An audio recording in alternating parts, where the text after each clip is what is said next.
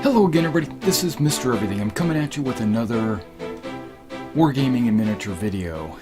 We're going to continue on with our Quatre updates. This one is just a quick hit. It should only take a couple of minutes. I just wanted to say some of the things that I've got in the mail today and some of the things I went out and purchased today. Well, I got myself an all-purpose sprayer. What I'm going to use this for is my watered down PVA. I'm going to spray this for when I do my flocking of the terrain mat. At the same time, I went out and bought a white DAP Dynaflex. This is going to be used for the river. I'm going to use this for the river and the pond. It's white. I was looking for blue. I couldn't find blue. So what I'm going to have to settle for is putting this out, and then I'll put some blue pigment in it. So that'll be the river. And then I picked up a couple more browns just because I was starting to panic, and I thought that 2 wasn't going to be enough to cover the entire table. I haven't done this before, so watching other people do it, they were using like 2 of these to cover like a 4x6 or 4x4 area. So with me being 4x8, I figured I needed to get 2 more for a total of 4 of those. Okay. But the reason why I thought that 2 of them would have been enough was because I got a light brown for the roads, but that's not really going to be a very big percentage of the mat. And then I got the white for the river, and that's not a very big percentage of the map either. The main color is going to be the brown. And then later I'll go over it and spray it. And then while I was there, I decided to go ahead and get a paint can opener for my dip. I've been using a screwdriver, but why not just use a paint can opener? That's what they're made for. And it's smaller, easier. I'll just keep it with my dip. That way I'll always know exactly where it is. Okay, so I got those at the store today. But when I got home, I noticed that I had a box, and I had ordered some terrain buildings primarily from Warlord Games. A couple of them. I got a barn here. This is a barn. This is going to be for the Waterloo campaign, but it's also medieval, so I can actually use it in D&D or any other, pretty much any European scenario, even World War II, technically. And then I got a merchant's house here. Now we're going to do video reviews of each of these in upcoming videos, but I did get those. So when I go ahead and start assembling these and putting these together, what we'll do is we'll do a review. That's going to be coming up soon. And then I got something super exciting. This is, I don't know if you can see from the glare, it's a Sarissa production. Sarissa makes a lot of great laser cut MDF buildings. And this one is a Dutch, what do they call it? A Dutch rural village house. And I think I'm going to use this one for Jemian Court, right? Jemian Court is on the map, it's the farmhouse down here that the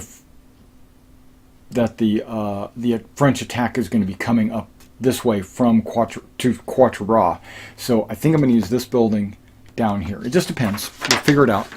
And it's an actual Dutch home, so that was pretty cool. And that's like 2 really thick pieces of MDF. We'll put that together and see what that's all about. I got a few blisters. I got a French 6-pounder cannon, and I got this is from Warlord as well. I got Ney and a mounted Brigadier General. Or they call it a brigade officer. Yeah. And then I also have some British mounted infantry officers. Now these guys could go inside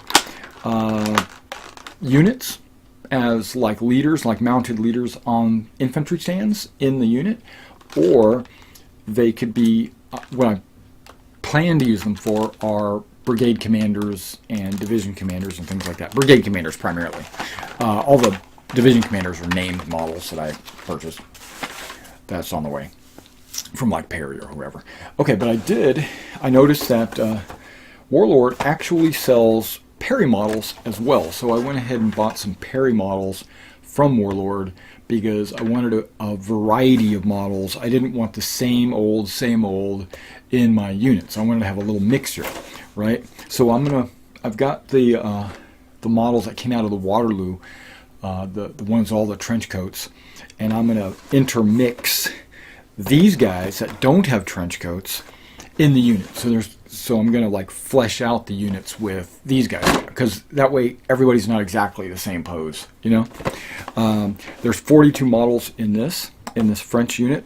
That if I'm doing 16 models per unit, this is almost 3 units. Yeah, it's almost 3 units, so that's awesome. And then I went ahead and picked up the British to do the exact same thing. This is 40 models of the British infantry, and for the exact same reason. But these guys, there's a little bit more assembly to do on these guys.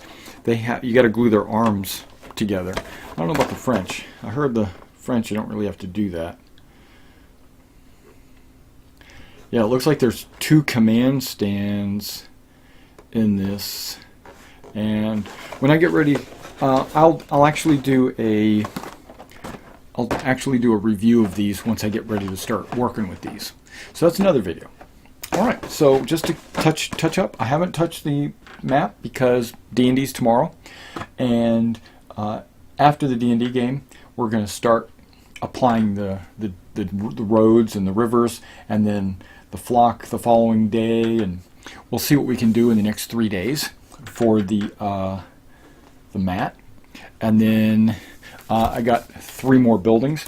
Now I don't need very many buildings in this scenario. There's only going to be like 3, maybe 4 buildings in Quatre. There's Jemian Court, and then there is a building way over on the other side of the map for Thule, right? If this is Jemian Court and these are going to go in, if these are going to go in Quatre, then I just need, I've got my bolt action buildings, and one of those could be Thule, another one could be in Quatre.